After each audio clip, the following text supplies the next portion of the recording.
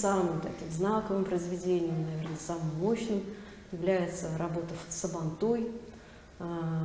Эта картина явилась визитной карточкой на, уж извините за такое клише, так сказать, словесная визитной карточкой на всесоюзной, вернее, на декаде татарской литературы и искусства в Москве в 1957 году. Именно к этой декаде художник создает эту работу.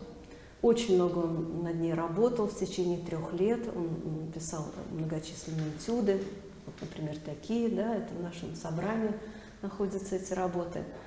Ездил, да, работу создавал, сначала он ее, значит, набирал этюдный материал в деревне Каще Арского района, это родная деревня матери Хариса Абдрахмановича.